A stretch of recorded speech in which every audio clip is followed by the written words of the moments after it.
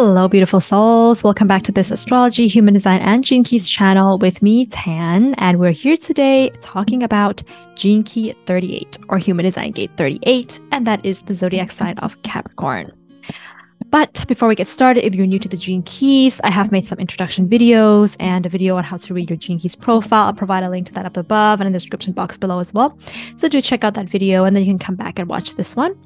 And if you are also interested in having some nice magical crafts for your home or your altar space, then do visit my website, scentofthesages.com. I have some products there that I've made with my hands, and I'd be happy to send them over to you guys if you're interested, as well as if you're interested in getting any kind of reading, astrology, human design, or the Gene Keys, then do head over to my website, tanastrology.com. So Gene Key 38 spans 930 degrees to 1507 degrees of Capricorn, and it moves from the shadow of struggle to the gift of perseverance to the siddhi of honor, the warrior of light. In the dream arc, Totem, the vision key bird is the jay, the life key animal is the rhino, and the fear key underworld creature is the crab. In the codon ring, this gene key is part of the ring of humanity, and it's associated with the amino acid arginine. In the I-CHING hexagram, this hexagram is fire over lake, opposition. Diversity brings change or challenge. The warrior holds desire lightly. And the programming partner of Gene Key 38 is Gene Key 39, Human Design Gate 39. That's, of course, Cancer archetype. So I highly recommend that you also watch the video on your programming partner so that you can have an understanding of the balancing energies for this particular archetype. In Human Design, Gene Key or Gate 38 is located in the root center, and it's connected to Gate 28, which is in the spleen via a channel called the channel of purpose or struggle, moving from the shadow of strife to the gift of purpose to the siddhi of victory. And of course, next we're going to be looking at the associated nature archetype in terms of the birds that's associated with this Gene Key, and that is the jay. Probably also more so the blue jay as well. Not really mentioned by Richard Rudd, but one of those. So the jay is symbolic in traditions of winning, victory, and winning a competition. The jay is part of the corvid bird families alongside other birds such as the crow and the magpies and many other birds that are considered to be some of the smartest birds in the world. The blue jay has a habit of collecting nuts, especially acorns. They can collect up to 5,000 acorns in the winter. And they've also been seen using tools to collect some of these nuts. And the beautiful thing about this is that if the nuts that they have collected and buried are not dug up at the end of the season, they turn into oak trees, which builds forests. So that's really beautiful. The jays, or specifically the blue jays, are also considered to be enthusiastic anters, alighting on ants' nests and allowing the ants to crawl all over them. And the reason they do this is because ants have what is called formic acid that is used as a weapon against predators and birds. So the acids make ants bitter tasting, we can say. The blue jay will purposely get the acid onto its feathers. Of course, one of the reasons is to keep away mites and other bacteria, but also once the ants begin to automatically secrete the formic acid onto the jays, which doesn't hurt the jays, by the way, the jay will then be able to eat the ants that do not have any more acid in their body and taste delicious. The jay also is an alarm system for other birds because their predators are the red-shouldered hawk. So the jay will mimic the sound of the hawks. The blue jay, I should mention, they will mimic the sound of the hawks to alert the other birds. So that's really cute. But sometimes the jay will also do this for their own advantage. For example, when there are no hawks actually present, but they want food or territory, they will also engage in this type of mimicking behavior. So that's very cute. And so if you have this particular archetype somewhere in your chart, I have Gene Key 38 in my chart. 4 times in my human design profile.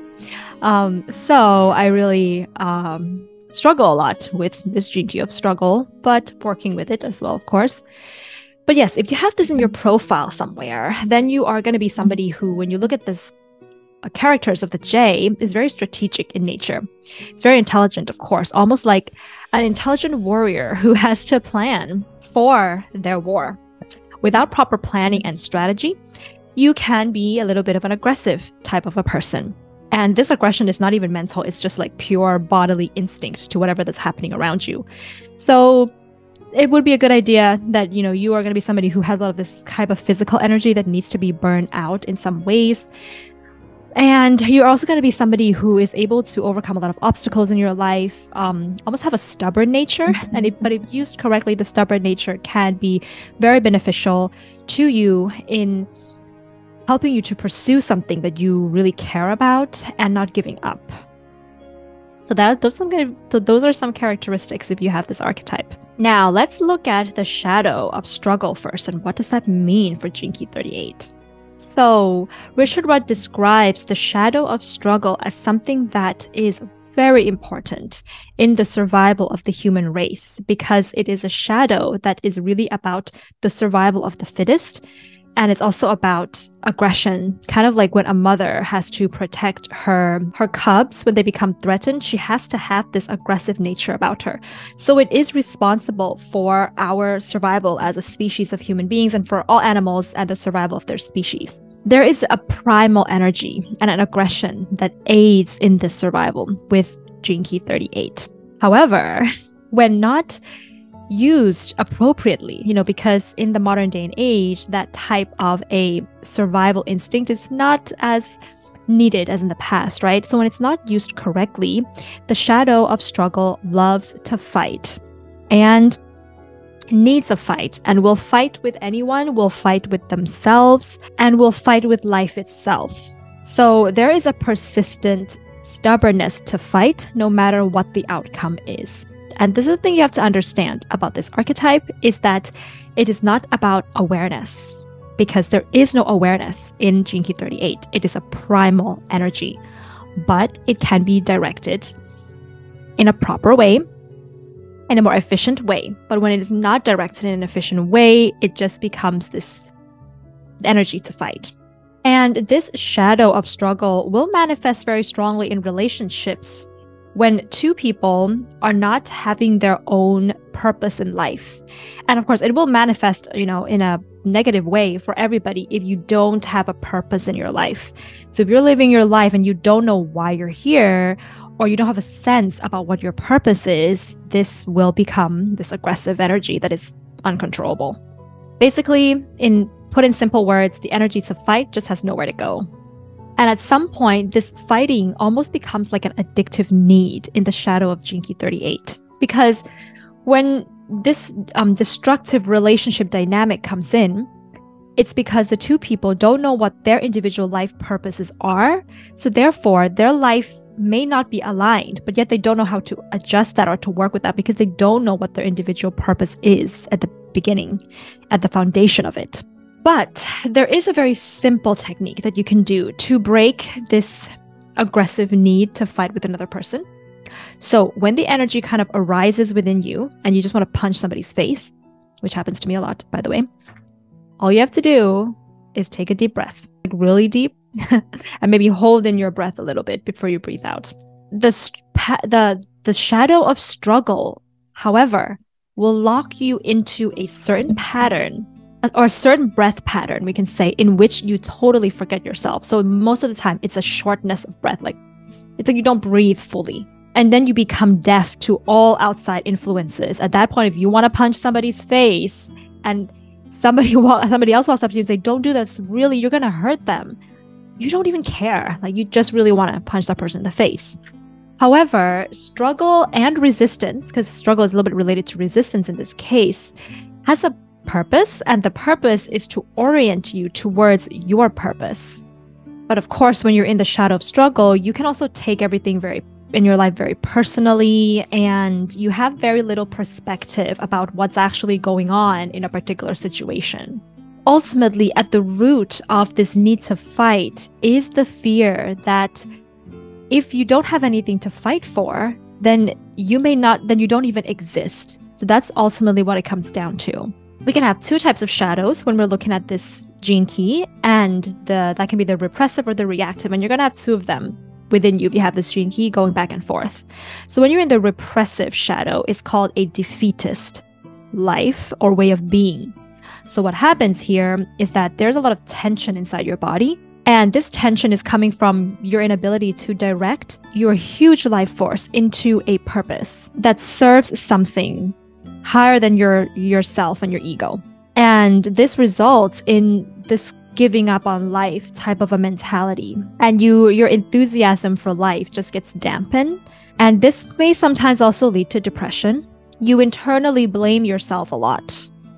Yes. People who have this in the repressive just blame themselves for everything. And if you are in this shadow, it's important to remember that there is nothing outside of you that can pull you away or pull you out of it, because this is one of the gates in human design that's associated with deafness. You have to build inner motivation again within yourself by finding a cause that is worth fighting for again. We could also have the reactive shadow here, of course, which is called aggressive. So when you're in the aggressive shadow, you fight the wrong things, fight the wrong people at the wrong time. It's really here about projection. So you fight with others, but there is no purpose to the fighting. You don't even know what you're getting out of it. And most of the time, you're not getting anything out of that fight. It can also be a fight that for your life purpose, we can even say, but it's not really your true purpose, and you're met with a lot of resistance. You don't get to have successful loving relationships in this aggressive reactive shadow. You appear as tyrannical and controlling. So how can we move from this shadow of struggle to the gift, which is called perseverance? So the gift of perseverance is about understanding the true nature of a fight, which means that you have to find the right fight. And when you have the right fight for you, your whole heart, body, and soul will be in that fight, and it will no longer feel like a struggle. There may even be a thrill associated here as well. So in the shadow, we have this energy of meeting resistance and fighting resistance. And in the gift, we have the ability to meet obstacles. So we're looking here at the difference between resistance and obstacles. And let's go into that a little bit more. What does that actually mean? So when we look at the shadow of struggle, we, of course, have this fight with resistance. And what that means, what resistance means, is that you are pushing against the universal flow. Obstacles, however, is not against universal flow. Obstacles are something that is a part of the natural flow of things. So obstacles are there to test your commitment and your surrender. And along the way, as you are overcoming certain obstacles, you begin to forge new skills and you begin to hone in on your excellence. So obstacles are always a gift in disguise. So the gift of perseverance loves obstacles. You are made and you are designed for obstacles, but you are not designed for resistance. That is your shadow. When you want to punch somebody in the face, that is not an obstacle. The other person's going to resist you. That's the difference here. An obstacle is there's an opponent in front of you and you are both in a competition or in a combat of some kind. And that's sort of an obstacle that you have to overcome. That's the difference. Every obstacle that comes your way, I'm going to say this to you, with those with Chinky 38, every obstacle that comes your way is an opportunity for you to feel more alive and fulfill your higher destiny, whatever that comes your path. Don't put yourself in a state of victimization or defeatist mentality and tell yourself that I can't overcome this obstacle, because you were made for it. You are made for it. So the gift of perseverance will thrive when you're up against the odds. You can make the impossible look effortless. So I want to expand a little bit on the word effortless here, because originally, before Richard Rudd gave the gift the word perseverance, he was thinking of giving it the word effortless.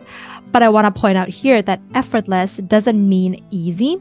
Effortless means that you are thriving against the odds. So it doesn't always mean that you are choosing the path that is the easiest path for you.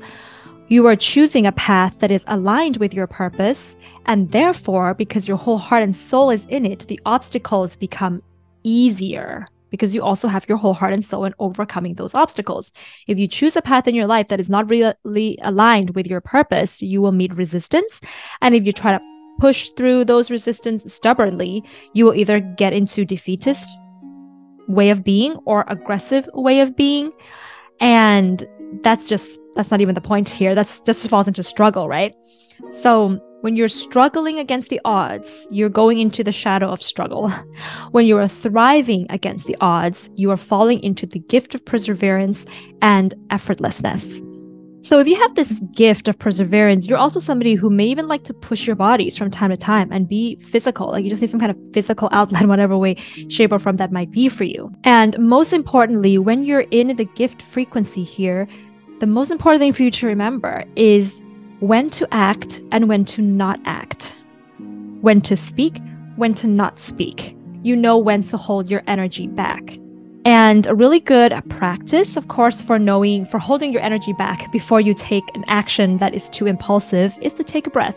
Give some oxygen to your primal energy and allow yourself to then recede back so that you can respond to someone or some situation from truth rather than from anger or from fear. So, of course, Richard calls this gene key the warrior of light. And we can see this warrior of light in the modern day in businesses, in government, in the field of education, in the sciences and in the arts. And you are the person when you are in the warrior of light, whatever field you're in, at the foundation of it, you are constantly a warrior fighting against your lower self, against your fears, against your darkness. But I don't want to use the word against here. It's more of like fighting to embrace your fears, fighting to embrace your darkness, and fighting to embrace your lower self. I'll read a quote from Richard Rudd's book right here. He says that the 38th gift does not think about what it's doing. It does not stop to consider how foolish its behavior may appear. It simply knows in its heart when something is right, and once it has committed its full energy to its appointed task, it never back down. And what you have to understand is that this doesn't mean that you are fearless. You do have fears still, but you are able to work with those fears because you understand that love always wins over fear. And that is the true warrior of light, is to do everything from love. And that is always much bigger than fear. So if let's say you want to start a new business and there's just so many fears and traumas and, baggage of the past that's coming to you. But why are you doing that business? The cause that you are having for that business, the way that your business can change the world, the love that you have for the world to start this business is much more important than the fear that is so rooted in your past. And this is a true warrior, when the warrior is going to go through that anyways, because you know that your service, your love for the world is much, much stronger and bigger and will win this fear that is inside of you. And sometimes you may not always be able to overcome those fears right away, so you may be defeated by them.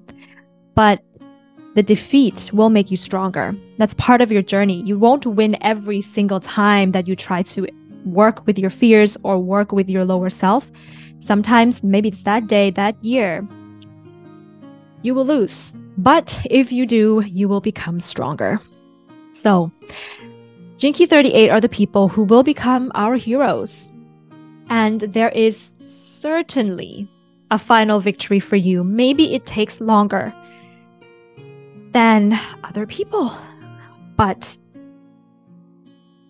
the purpose of that is to test your perseverance, and it is to make you stronger along the path as well.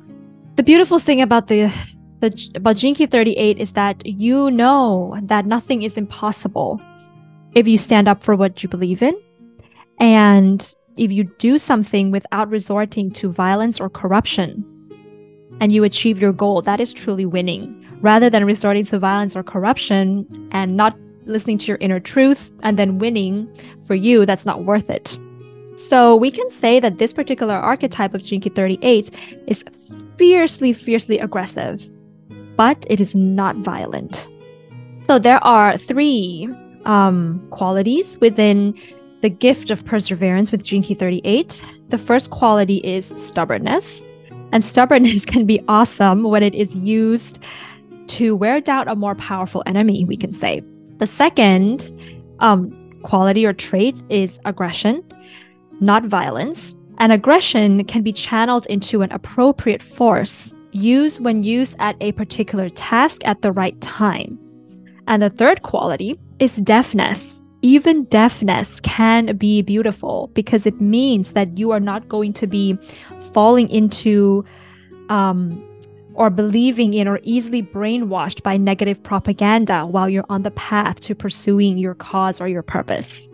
So, the gift of perseverance has 3 qualities to it that can be beautiful when used correctly: stubbornness, aggression, and deafness. And when you use all of these 3 qualities in a very balanced and beautiful way, you will feel this thrill of going to battle, coming over you. There's this indomitable spirit that lives inside of you. So let's look at the Siddhi of Honor. And what does that mean? The Siddhi of Honor, as described by Richard Rudd, is when the warrior has reached their full potential. Honor means to live your individual truth. And while you're living your individual truth, you unify people together rather than causing division. Living with your inner truth and offering an equalizing force to the world rather than a divisive force. So, for example, if you are, let's say, doing something in your career that maybe your family doesn't accept, to be dishonorable would be to lie to them. Because the moment you do that, you cause division and separation between yourself and your family, but also between the 2 worlds of whatever you're doing at work and whatever your family's coming from. You're causing division. The honorable thing to do is to be able to tell the truth, because this is your truth, right? The first code of the warrior, the honorable warrior, is to live your truth. To live your truth, not to hide your truth, but to bring it out and to live it. Means that you have to be able to tell your family whatever it is that you're doing and face the consequences of what that is, because it's your truth. But eventually you will see that there is a unifying force that comes with it. Because if you believe in it, if it is your truth and you believe in it, you have to trust and honor the fact and honor yourself and the fact that you can use this truth within you to bridge gaps in the world and unify the people together. To bring people together in a higher energy frequency field, not in a field of dishonesty or a field of conflict, but in a higher field is real honor.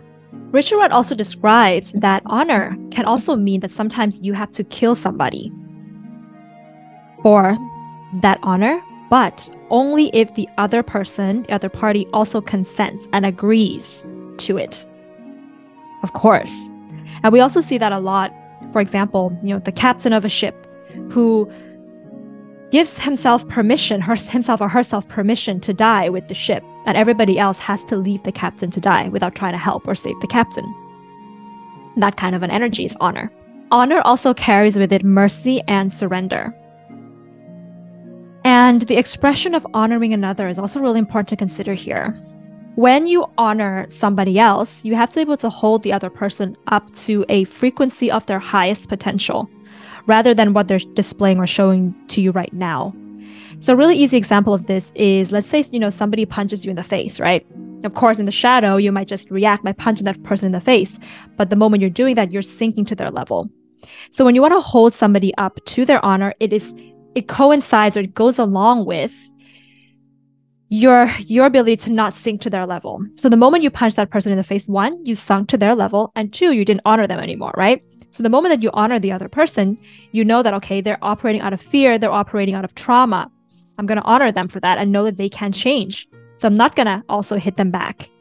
They go together, you don't sink to their level, and you honor the other person. And this goes with a lot of other examples that, of course, you can apply to your own life and in the situations that happens to you. When you're in the Siddhi of Honor, you are the warrior who cannot be tarnished by the world and surmount the most awesome of obstacles. When you're fighting through these obstacles, you almost are dancing with it. You can almost dance your way through obstacles. It becomes that much easier. And sometimes if you are in the Siddhi of Honor, you have to understand that you have become the warrior of light. You've become a light being. And sometimes when you're meeting somebody in your life who is still in their shadow frequency, means they're still part of their dark being, we can say dark being is still really heavy and really there. Sometimes because you are that light being, you may have to surrender to that other person. It doesn't mean that you'll be tarnished, because you can never be tarnished at the Siddhi of Honor. It doesn't mean that you're singing to their level. You can't if you're in the Siddhi of Honor. But you can surrender to whatever they're going through, to whatever they have to overcome in order to find their light. And in that surrender, that person who is in their dark energy will begin to understand subtly and find their way into light. And then you have gained victory by converting them into their light. When you're in the true energy of honor, you begin to unleash a chain of light, a chain reaction of light that results in a stream of liberating energy that lasts for generations and generations. Honor leads to freedom, leads to liberation. And every true act of honor will endure forever, and the people will never forget you, and you will forever be their heroes and their legends and a hero in their heart. That's going to be my transmission of Gene Key 38. I did get a little bit emotional. But if you like this Gene Key, if you have this Gene Key and you have anything to share, please share them in the comments below. And if you like this video, then give it a thumbs up and hit the subscribe button if you haven't. If you already subscribed, then thank you so much, beautiful souls, for coming along on this journey. I appreciate you more than you can imagine. And if you like the effortlessness that I put into all of my videos, then do give me a super thanks. I would really appreciate that. You can open the tabs in the bottom of this video and find the super thanks there. And of course, if you're looking for some beautiful magical crafts to go in your home or in your altar space, I have made some with my hands, and you can check that out on my website, scentofthesages.com. And if you'd like a reading, then of course you can visit my website, tanastrology.com as well. So that's it for today, beautiful souls. Have a beautiful day. Bye.